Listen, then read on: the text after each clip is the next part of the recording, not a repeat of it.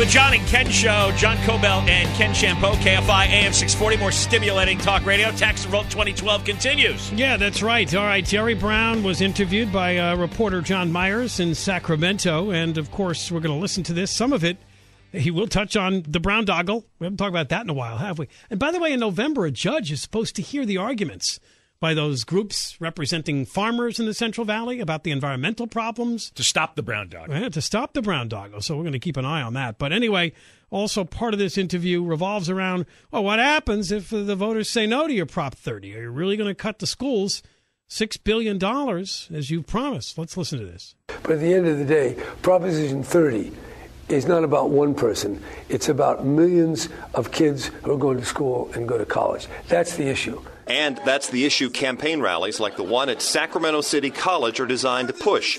Prop 30's money is for schools, but the money would then allow lawmakers to redirect other tax dollars elsewhere to help balance the budget. People say, well, put the money over here.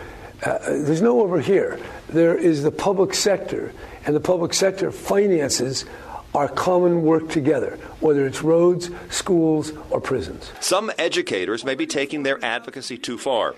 A new lawsuit alleges politicking with government resources by faculty at Cal State Monterey Bay, who sent this email urging students and parents to work together to pass Prop 30 and pointing out a Cal State plan to give families a tuition refund if Prop 30 passes. Governor Brown agreed there's a line, but also there's academic freedom. Teachers have a right to say what they want to say, for something or against something. But I think the universities under the law can also say, here's what happens. Here's an honest accounting. If you vote yes, this is what happens. If you vote no. That's just the truth. I don't think we have to conceal truthful matters. And Brown says you're full of crap. It's against the law. I know, I like the way he hedges there. It's against the law. They're public employees. They can't use public resources or public land to promote a proposition. The law is really clear.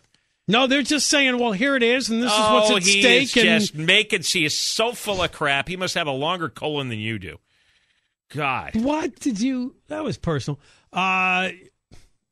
Well, you were bragging about your long colon. You were. I was not bragging. No. I was telling you were. What the doctors, I don't think that's anything to brag about. I think he's got an even longer colon. You notice that we don't hear a lot from these professors at these Cal State and University campuses on any other ballot propositions over the years. Why, suddenly this Prop 30, how about it's time to educate my students. Yeah. Really? If it was that generic, wouldn't you be talking about a lot of other ballot initiatives? How about the food labeling initiative? Well, that's fascinating. All right, let's continue. And Brown says it's the truth because cuts to schools are what must happen under the state budget he signed this summer.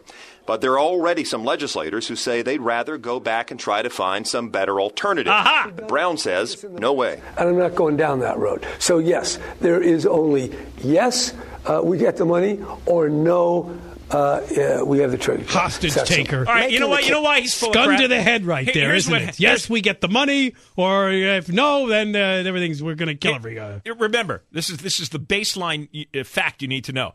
They increased spending for this year by $7 billion. The tax increase is $7 billion. So if the tax increase is defeated, they have the same amount of money they did last year. They don't have to cut anything. They won't cut the school $6 billion. You heard what he said. That's what John Fleischman and John Kupal said yesterday on our show. And don't forget, the interest on the debt for the brown doggle, the high-speed rail, exceeds the amount of funding for Cal State. Yeah. All the cuts that they're doing in the UC system is less than the amount they got to spend to repay the high-speed rail borrowing this year. So, he's full of crap. And get this, he doesn't have a final say on this because both the Senate and the Assembly will redirect the money that's available to the schools without this tax increase. And he can veto it, and they could override the veto.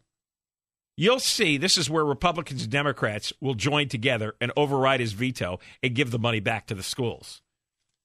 So ultimately, he doesn't have much leverage in this at all.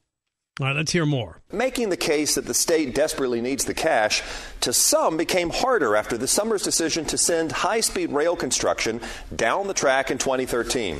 We try to cut spending in state government and do our work as wisely as we can. But this summer was full of headlines that suggested otherwise. A state park scandal of hidden cash, pay raises for legislative staffers, and then one the governor strongly defends, $2.5 billion in new state borrowing to help break ground on the north to south high-speed rail. I think overall you got to remember that it isn't all just tightening the belt. We got to invest in the future. It's just like a cathedral.